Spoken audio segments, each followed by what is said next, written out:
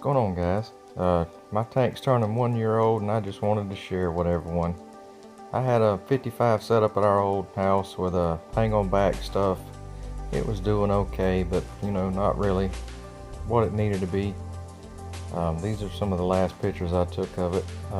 On the new house, I bought a 55 and 20 from Petco on their sale. I built a stand, I skinned it myself, stained it, bought the reef baffle kit, silicone that in myself, set it up in the shop and tested to make sure we didn't have any leaks, and brought it to the new house and set it up. Moved everything over, tried to keep the same aquascape. This is the old house picture with the terrible cyano sand bed. Put a whole new sand bed in it, set everything up, and it looked a lot cleaner without that hang on back stuff. Started to decorate a little bit. I was pretty happy with how things turned out with it. Bought a ATI 6 bulb dimmable sun power to replace that little cheap light, and it looks a lot cleaner. It's had its up and downs with some hair algae and cyano, and fuse turned into a mess in real short order. But everything's been running fairly well. Getting some growth with it. All the fish are getting along. I was very happy with how things turned out. Then I got towards the middle of the year, got this red stuff. Had some cyano, and this I believe was some form of dinos. It was terrible. Used some Vibrant. It turned the water completely red. A couple of skimmer cupfuls of this junk, and it cleaned it up. Still have some algae, but nothing like what it was. Then I was looking at these pictures here and comparing 6 months growth, and SBS you can really tell.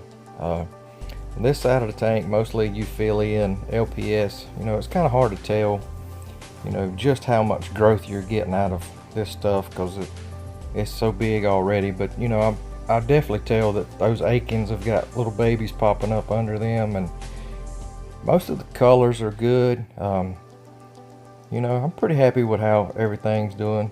This flame angel does. This is what flame angels do. They nip at everything. Corals, rock, it doesn't matter.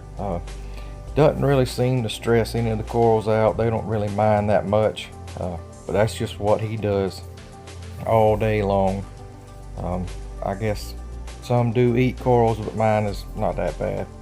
This side, the SBS they're growing. I can definitely tell there's growth. The colors are not where I want them to be just yet.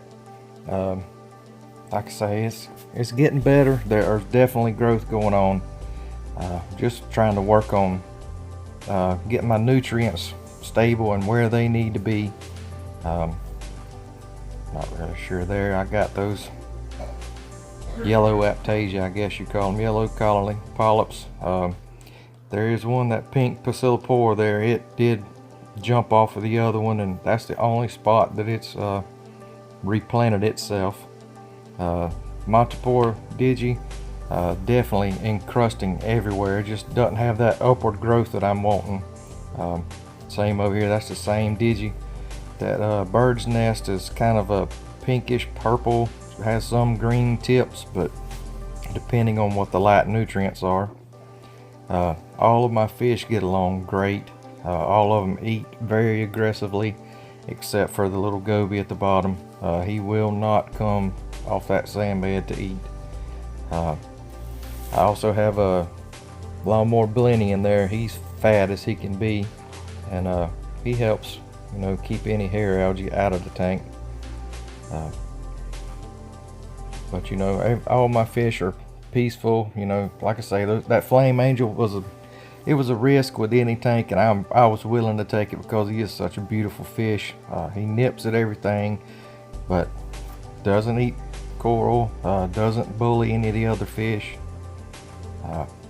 But everything's going pretty smooth. I'm continuing to get better in this hobby, and just want to get everything going a little bit smoother. Thanks for watching, everyone. Like, comment, and subscribe.